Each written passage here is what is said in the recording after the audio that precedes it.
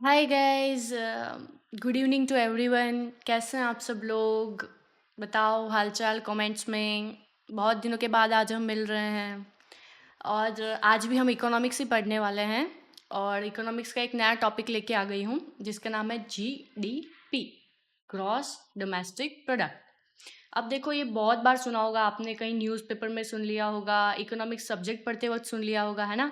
ये जीडीपी आपने सुना ही होगा, लेकिन इसका मीनिंग क्या है? अब इसको फुल फॉर्म सबको पता है कि ग्रॉस डोमेस्टिक प्रोडक्ट होता है, लेकिन इसका मीनिंग क्या है, इसको कैलकुलेट कैसे करते हैं, इसके अंदर कितने सब पार्ट्स है, ठीक है, उसका फुल ऑन डेफिनेशन क्या है, ये आज हम समझने वाले हैं और ये रह जाएगा अपना आज का टॉपिक। तो आज हम स्टार्ट करते हैं, ठीक है?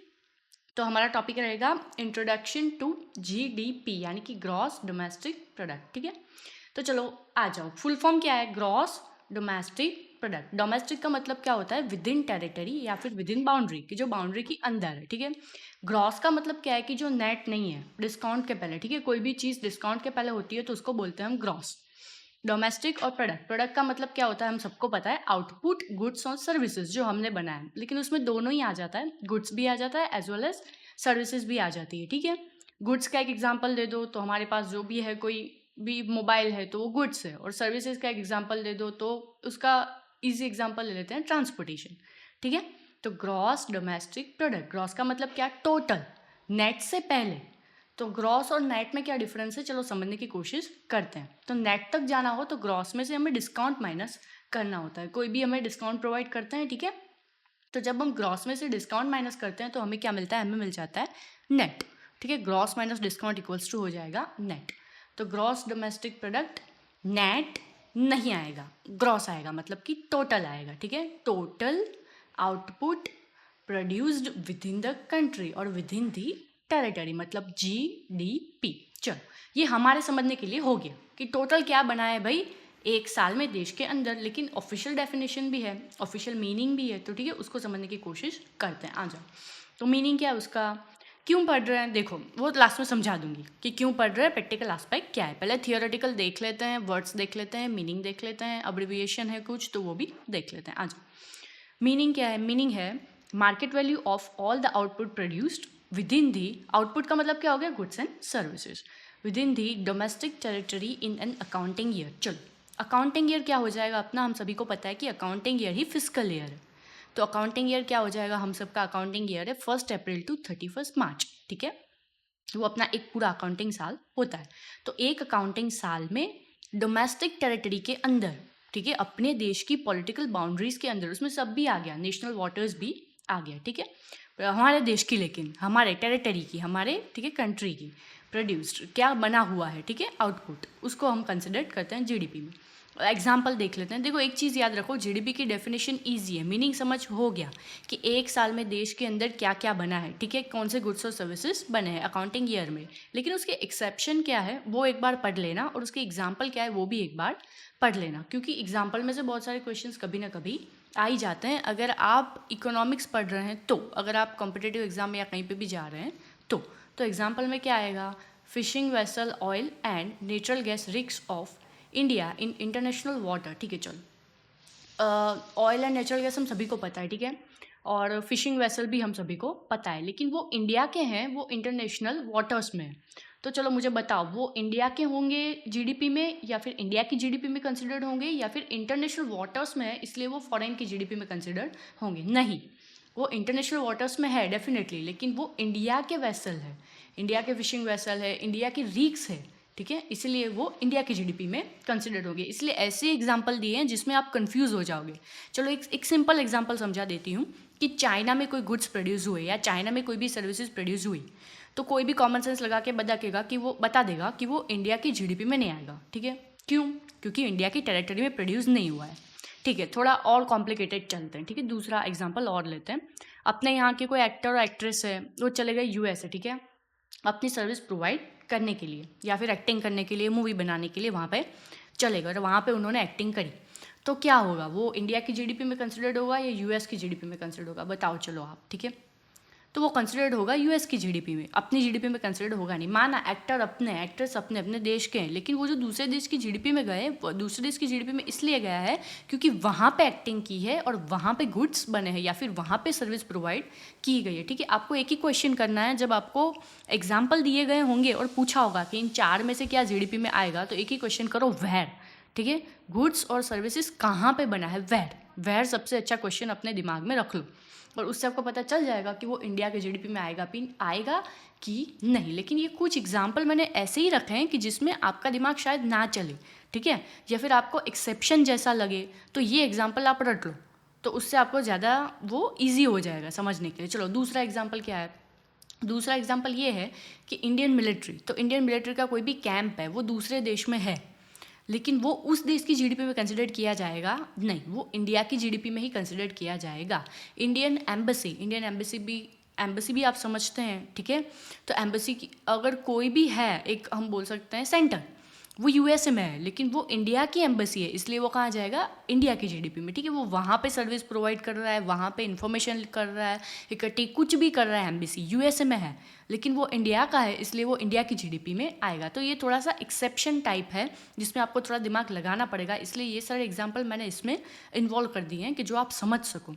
तो इसके एग्जाम्पल अच्छे से देख लो। फिर क्या है, ship and crafts of countryman. ठीक है, इंटरनेशनल वाटर्स में इंडिया के शिप और क्राफ्ट्स जा रहे हैं, लेकिन वो कंट्रीमैन कौन सा है, ठीक है, उसको हैंडल कौन कर रहा है, टैकल कौन कर रहा है, अपने वाले कर रहे हैं, इंडिया वाले कर रहे हैं, तो फिर वो इंडिया की जीडीपी में चला जाएगा। चलो, तो जीडीपी का मतलब हम सभी को पता चल गया है, बहुत अच्छे से इजी डेफिनेशन रही। ठीक है, लेकिन ये जो एग्जांपल्स है ना, fishing vessel, oil and natural gas, military, embassy, ships, crafts, ये सब जो है, इसको समझने के लिए आपको थोड़ा टाइम लेना पड़ेगा, और ये सारे एग्जाम्पल मगअप कर लो अगर आपको याद नहीं रहता है तो।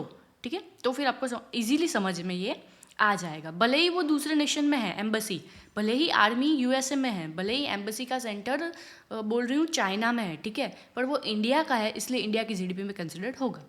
अभी एक एग्जांपल ले लेते हैं। अभी रिसेंट बहुत चल रहा है कि अपना अमेज़ोन है, ठीक है, तो अमेज़ोन वाला यहाँ पे सर्विस प्रोवाइड कर रहा है इंडिया में, तो वो चलो इंडिया की जीडीपी में जाएगा या फिर कहीं और, तो वो इंडिया की जीडीपी में जाएगा, नो डाउट, वो वहाँ की कंपनी है या फिर कुछ भी XYZ, लेकिन वो सर्विस कहाँ पे दे रहा है, सर्विस तो इंडिया में दे रहा है। ठीक है, तो वो इंडिया की जीडीपी में कंसिडर्ड होगा क्योंकि अमेज़ोन यहाँ पे, तो ये बहुत ईजी एग्जाम्पल हो गए। ठीक है, अमेज़ोन वाला यहाँ पे सर्विस प्रोवाइड कर रहा है, वो इंडियन टेरिटरी में, ठीक है, सर्विस प्रोड्यूस्ड हुई, जनरेट हुई, हमें पता चल गया, तो ये इजी एग्जांपल समझ में आ गया। लेकिन ये वाला एग्जांपल जो है ना, शिप, क्राफ्ट्स, ठीक है, एम्बेसी, मिलिट्री, ये सब समझ लो, वो भले ही दूसरे नेशन में है, उनकी बाउंड्री में है, उनके नेशनल्स में, उनके वाटर्स में है, लेकिन फिर भी वो इंडिया की जीडीपी में कंसिडर्ड किए जाएंगे, इसीलिए स्पेसिफिकली मैंने यहाँ पे ये लिखे हुए हैं। चलो, तो ये जीडीपी का मीनिंग तो आप सभी को समझ में आ गया होगा। ठीक है, बहुत ही ईजी रहा। अब आगे दूसरा टॉपिक लेते हैं। चलो, दूसरा हो जाएगा, क्या है दूसरा, दूसरा है हमारा पोटेंशियल जीडीपी। चलो, पोटेंशियल का मतलब बताओ। पोटेंशियल माने कैपेसिटी, ठीक है, मैक्सिमम कितना आप खींच सकते हो, ठीक है, ज़्यादा से ज़्यादा।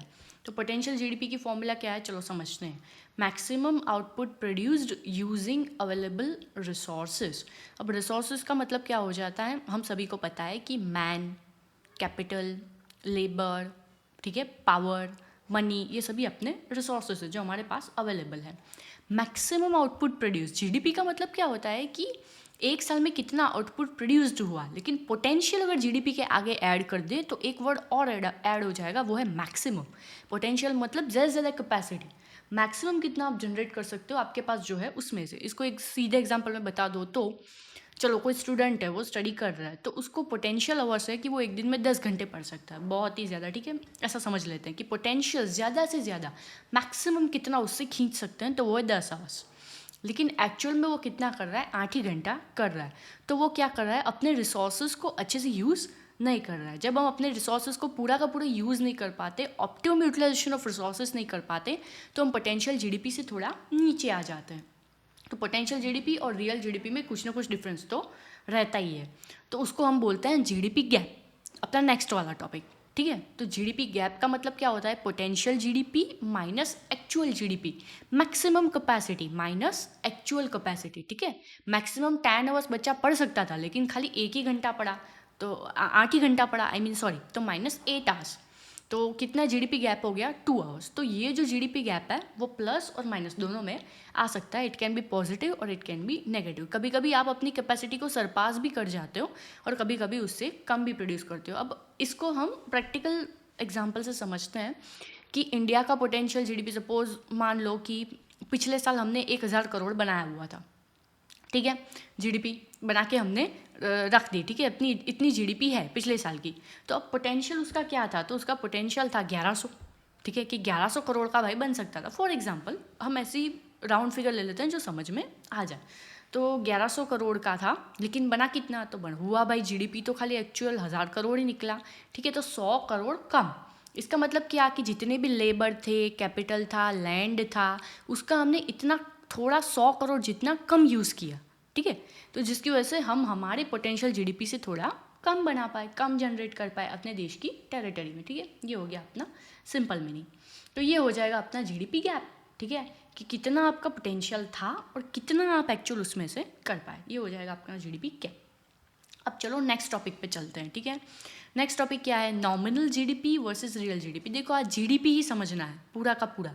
जीडीपी का मीनिंग क्या है, पोटेंशियल का मीनिंग क्या है, तो उसको जीडीपी के साथ जोड़ दूं तो पोटेंशियल जीडीपी का मतलब क्या हो जाता है कि मैक्सिमम जीडीपी, ज़्यादा से ज़्यादा कितना जीडीपी आप खींच सकते हो, रिसोर्सेज का ऑप्टिमम कितना यूटिलाइजेशन कर सकते हो, ठीक है।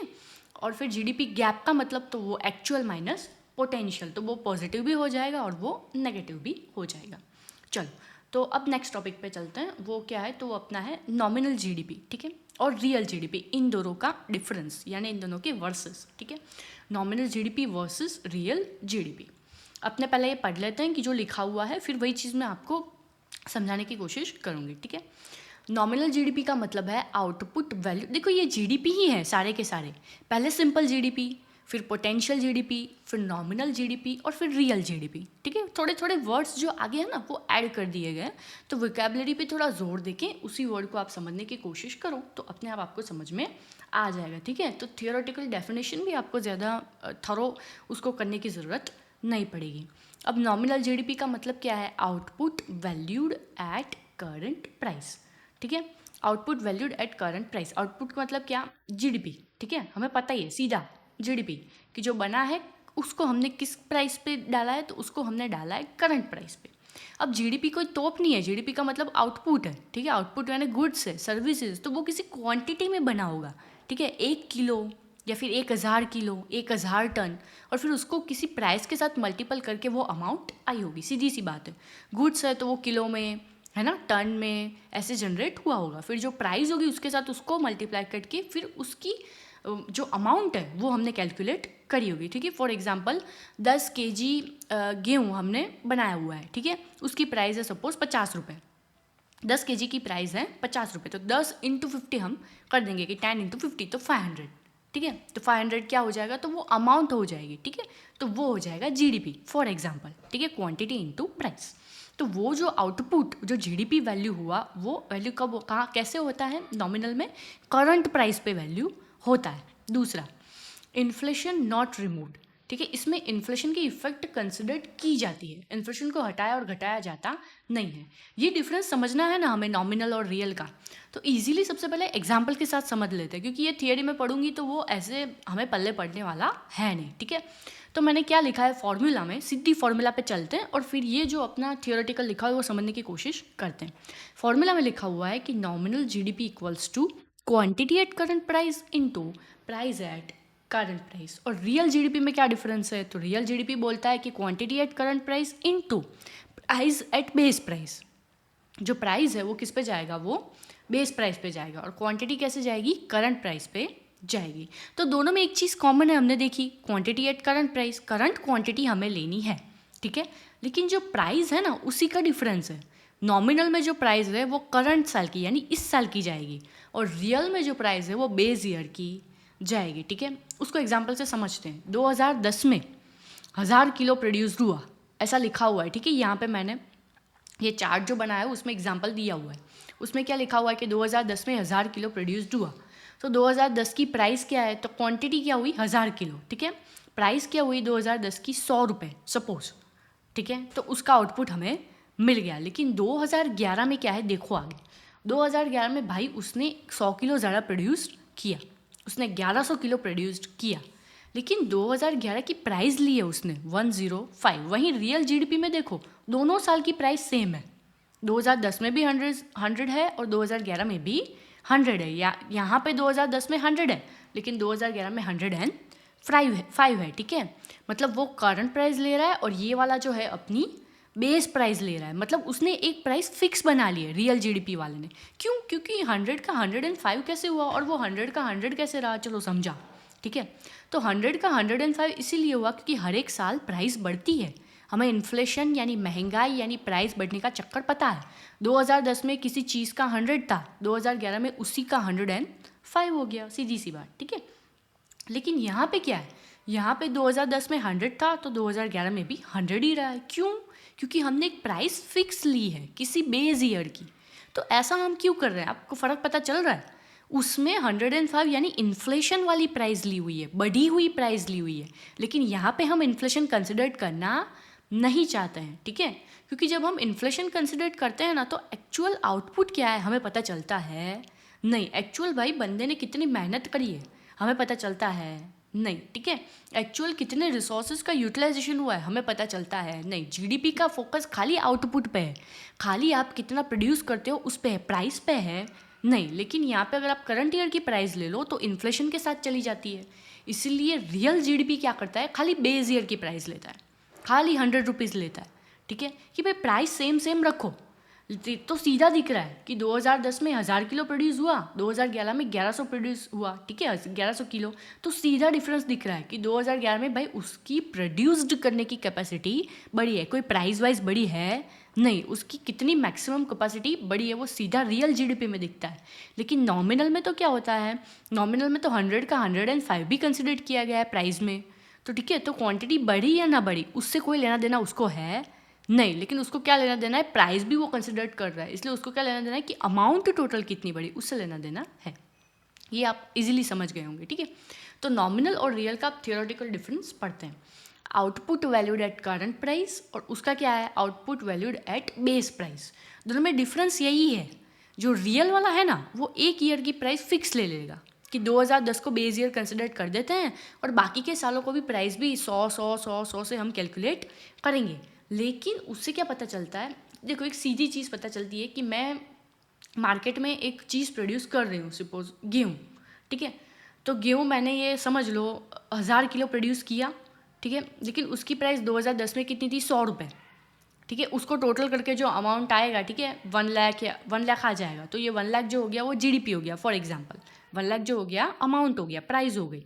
लेकिन अगर मैं 100 का 1100 प्रोड्यूस करती हूँ तो वो 1,10,000 हो जाएगा। तो उससे सीधा दिख रहा है कि 2011 में 10,000 जितनी उसकी सीधी कैपेसिटी बढ़ी है, गेहूँ की प्राइस बढ़ी है नहीं। प्राइस में कोई डिफरेंस नहीं रहा है, प्राइस तो 100 थी और 100 ही है। इसलिए सीधा रियल जीडीपी पता चलता है कि हाँ भाई सीधा 100 केजी इसकी कैपेसिटी बढ़ी है, इससे 100 केजी गेहूँ ज़्यादा प्रोड्यूस किया है। लेकिन नॉमिनल वाला क्या करता है, नॉमिनल वाला तो क्वांटिटी ज़्यादा है वो तो दिखा ही रहा है, लेकिन प्राइस जो 5 रुपये बढ़ी है वो भी दिखा रहा है। तो वही हमें समझने की कोशिश करनी है कि इसमें प्राइस भी इन्वॉल्व हो चुकी है लेकिन वो रियल पिक्चर हमें दिखा रहा है नहीं, ठीक है। तो अब डिफरेंस समझने की कोशिश करते हैं कि एक्चुअल में क्या उसमें थियोरेटिकल लिखा हुआ है कि output valued at current price and output valued at base price, ठीक है। करंट प्राइस पे कितना आउटपुट वैल्यू हुआ है और बेस प्राइस पे कितना आउटपुट वैल्यू है। तो सीधा पिक्चर कौन दिखा रहा है, सीधा पिक्चर हमें रियल जीडीपी दिखा रहा है, क्योंकि नॉमिनल वाला तो आपको बड़ी अमाउंट दिखा रहा है लेकिन वो इन्फ्लेशन कंसिडर करने के बाद दिखा रहा है, तो उसका कोई मीनिंग नहीं। वो इन्फ्लेशन रिमूव करता नहीं है, वो वाला इन्फ्लेशन रिमूव कर देता है, ठीक है। वो दूसरा पॉइंट हो गया। तीसरा पॉइंट क्या है, difficult to analyse economic growth. हाँ, क्योंकि देखो प्राइस बढ़ी हुई दिखा देते हैं तो अमाउंट अपने आप बड़ी हो जाएगी, लेकिन क्वांटिटी बढ़ी है कि नहीं बढ़ी, ग्रोथ हुआ है कि नहीं हुआ, कैपेसिटी बढ़ी है कि नहीं बढ़ी, पता चलता है नहीं। इसलिए difficult to analyse economic growth. GDP का सीधा रिलेशन किससे, इकोनॉमिक ग्रोथ से, ठीक है। आपने कैपेसिटी बढ़ाई, आउटपुट बढ़ाया, गुड्स और सर्विसेज पिछले साल से इस साल ज़्यादा प्रोड्यूस किए तो अपना जीडीपी अपने आप बढ़ेगा और देश का ग्रोथ भी होगा, क्योंकि आपने पिछले साल से इस साल रिसोर्सेज का अच्छा इस्तेमाल किया है, तभी आपकी कैपेसिटी बढ़ेगी और तभी आपका जीडीपी बढ़ेगा। अब इसकी फॉर्मूला देख लेते हैं, ठीक है। तो उससे नॉमिनल वाला जो है उससे इकोनॉमिक ग्रोथ इतनी इजीली एनालाइज नहीं होता है, वो हमें सीधा पिक्चर, रियल पिक्चर नहीं दिखा पाता है। लेकिन रियल वाला जो है ना, उसको प्राइस से लेना देना ही नहीं है, वो खाली क्वांटिटी चेंज नाप रहा है। प्राइस तो उसने फिक्स कर दी है 100, ठीक है, कोई भी साल ले लो, कुछ भी ले लो, प्राइस वो 100 रखेगा, इसलिए वो क्वांटिटी चेंज अकेला नाप रहा है। इसलिए हमें रियल पिक्चर दिखा रहा है कि पिछले साल से इस साल आपने कितना ऑप्टिमम यूटिलाइजेशन ऑफ रिसोर्सेज किया, या फिर अपनी कैपेसिटी कितनी बड़ी, कितना अच्छा आप प्रोड्यूस कर पाए, कितना ज़्यादा या कितना कम आप प्रोड्यूस कर पाए। इसलिए आपको पता चलता है कि जीडीपी बढ़ा, इकोनॉमिक ग्रोथ बढ़ा, ठीक है, वो रियल जीडीपी से हमें पता चलता है, उसकी फॉर्मूला लगाने से हमें पता चलता है। लेकिन नॉमिनल वाले से पता नहीं चलता है, क्योंकि वो आज की करंट प्राइस ले रहा है, इन्फ्लेशन वाली प्राइस ले रहा है, कोई बेस प्राइस ले रहा नहीं, ठीक है। फॉर्मूला समझ लेते हैं। फॉर्मूला क्या है? Nominal GDP equals to quantity at current price into price at current price, ठीक है। लेकिन रियल में क्या होगा? क्वांटिटी एट करंट प्राइस, लेकिन प्राइस एट बेस प्राइस, ठीक है। ये हमें समझने की कोशिश करनी है। तो बहुत ही इजी रहा, ठीक है। रियल लाइफ से इसका क्या मीनिंग है? तो आप कोई न्यूज़पेपर पढ़ लो, इकोनॉमिक्स की बुक उठा लो, या फिर आपको इकोनॉमिक सर्वे पढ़ लो, तो इसमें ये वर्ड्स कॉमन मिल जाएंगे, जीडीपी। तो जब भी आप नॉमिनल जीडीपी समझो ना, तो वो समझ लेना कि वो रियल जीडीपी नहीं है। आप इकोनॉमिक सर्वे पढ़ रहे हो, उसमें कोई वर्ड आ गया कि नॉमिनल जीडीपी, ठीक है, तो उसमें आपको समझ में आना चाहिए कि भाई ये वाला जो है वो रियल जीडीपी नहीं है, ये तो नॉमिनल जीडीपी है, कि जिसने जो प्राइस ली होगी वो इन्फ्लेशन के साथ कंसिडर्ड की गई होगी, ये कोई रियल प्राइस नहीं है, ठीक है। ये कोई रियल जीडीपी नहीं है। रियल जीडीपी की तो कुछ अलग ही फॉर्मूला है कैलकुलेट करने के लिए। ये जीडीपी कैलकुलेट करने के लिए ना बहुत अलग अलग सी मेथड्स होती है, ठीक है। 4 या 5 अलग अलग मेथड के साथ हम जीडीपी कैलकुलेट कर सकते हैं।